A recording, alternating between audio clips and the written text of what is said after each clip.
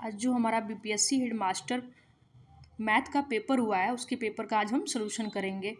तो हमारा पहला क्वेश्चन है 8,000 पर 2 वर्ष और 4 महीने के लिए 15% प्रतिवर्ष की दर से चक्रवृद्धि ब्याज जो वार्षिक संयोजित होता है।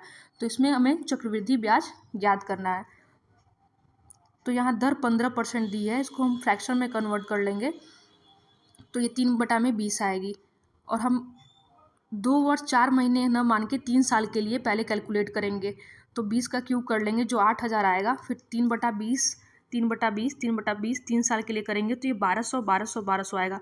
चूँकि ये चक्रवृद्धि ब्याज है तो ये ब्याज पे भी ब्याज लगेगा। तो पहले साल के लिए जो चक्रवृद्धि ब्याज 1200 आया है उस पर भी 3/20 लगेगा तो ये 180 हो जाएगा।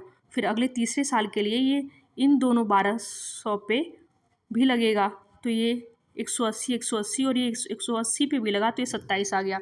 तो 2 ईयर का हम पूरा कैलकुलेट करेंगे तो 2 ईयर का 1200 और 1200 2400 और ये 180 2580 हो गया।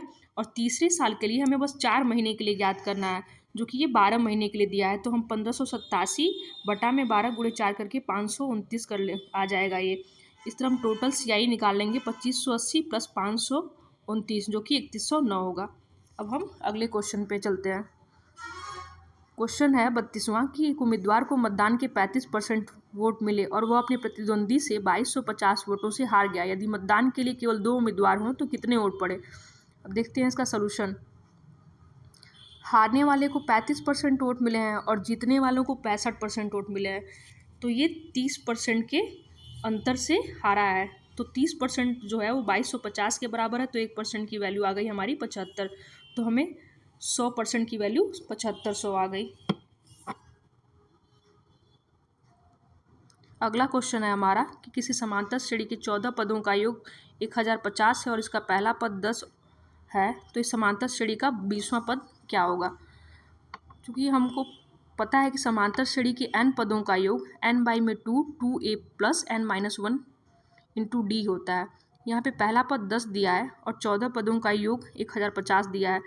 तो इसको वैल्यू हम पुट अप कर देंगे और यहाँ से डी की वैल्यू निकालेंगे जो कि 10 आएगी। और समांतर श्रेणी का nवां पद होता है a plus n-1 into D. तो क्वेश्चन में हमसे कहा है कि इसका 20वां पद क्या होगा। तो a की वैल्यू 10 और n की जगह हम जब 20 माइनस से करेंगे तो 19 और d 10 रखेंगे तो ये 200 हो जाएगा। अगले क्वेश्चन की तरफ चलते हैं। 10,000 मूल्य के गैजेट का मूल्य प्रति वर्ष 10% की दर से घट रहा है तो कितने वर्षों में मूल्य घटकर 6561 हो जाएगा। तो फाइनल वैल्यू हमारी 6561 हो जाएगी और इनिशियल वैल्यू हमको दी हुई है 10,000 और 10% घट रहा है तो 100 में से 10 घटा देंगे और 100 और टोटल के पावर n कर देंगे। तो ये आएगा हमारा 9/10 के पावर n। और जब इसको कैलकुलेट करेंगे तो ये 9/10 के पावर 4 आएगा तो n बराबर 4 आ जाएगा। अगले क्वेश्चन की तरफ चलते हैं। अगले क्वेश्चन में कहा है कि 2 पुरुष और 3 महिलाएं एक काम को 8 दिनों में तथा 3 पुरुष और 2 महिलाएं 7 दिनों में करते हैं तो 5 पुरुष और 4 महिलाएं एक साथ काम करके कितने दिनों में पूरा करेंगे। तो इसमें 2 मैन और 3 वुमेन गुणे 8 और बराबर 3 मैन 2 वुमेन गुणे 7 कर देंगे और दोनों का कार्य बराबर होगा। यहाँ से हम इफिशियंसी निकाल लेंगे तो मैन और वुमेन की इफिशियंसी में 2:1 का अनुपात आ जाएगा। किसी भी एक इक्वेशन में हम वैल्यू पुट करके टोटल वर्क निकाल लेंगे। टोटल वर्क आ जाएगा हमारा 56 और कह रहा है कि 5 मैन और 4 औरतें उसी काम को कितने दिनों में करेंगी। तो 5 मैन और 4 वुमेन की एफिशिएंसी निकाल लेंगे हम, 14 आ गई और टोटल वर्क में 14 का डिवीजन कर देंगे, भाग दे देंगे तो 4 आ जाएगा। अगला क्वेश्चन है हमारा किसी समांतर श्रेणी का 17वां पद उसके 10वें पद से 7 अधिक है तो समांतर श्रेणी का सर्वांतर क्या होगा। तो 17वां पद जैसा कि हम जानते हैं कि किसी भी समांतर श्रेणी का nवां पद a plus n-1 into D होता है। तो 17वां पद a प्लस 16d हो जाएगा, 10वां पद a प्लस 9d हो जाएगा। और क्वेश्चन में कहा है कि 17वां पद 10वें पद से 7 अधिक है तो हम इक्वेशन को बराबर करने के लिए 10वें पद में 7 जोड़ देंगे। इस तरह यहाँ से d की वैल्यू 1 आ जाएगी।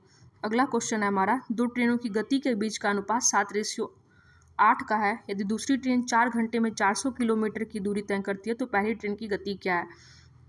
स्पीड का रेशियो दे दिया है इसमें 7:8 का है और दूसरी ट्रेन की दूसरी ट्रेन के बारे में बताया कि 400 किलोमीटर की दूरी ये 4 घंटे में तय करती है। तो यहाँ से हम इसका स्पीड निकाल सकते हैं कि ये 400/4 100 किलोमीटर प्रति घंटे के से चलती है। जबकि क्वेश्चन में कहा है कि ये 7:8 की स्पीड दिया हो, तो 8 का मतलब 100 दिया हुआ है, तो 1 की वैल्यू निकाल लेंगे यहाँ से हम, और फिर 7 की वैल्यू निकाल लेंगे 700/8, और यहाँ से आ जाएगा हमारा 87.5 किलोमीटर प्रति आवर। अगला क्वेश्चन दिया कि वो सबसे बड़ी संख्या जिसे 1657 और 2037 से भाग देने पर क्रमशः 6 और 5 शेष बचते होंगे। तो इस क्वेश्चन को करने के लिए हम 1657 में से 6 घटा लेंगे और 2037 में से 5 घटा लेंगे, तो ये आएगा 1651 और 2032। एचसीएफ लेंगे तो इसका एचसीएफ 381 आएगा, जबकि क्वेश्चन में कोई भी ऐसा ऑप्शन मैच नहीं कर रहा है। तो एचसीएफ बड़ी से बड़ी संख्या होती है, तो 3 को कॉमन लेंगे तो 127 आएगा, और 127 ही इसका आंसर होगा।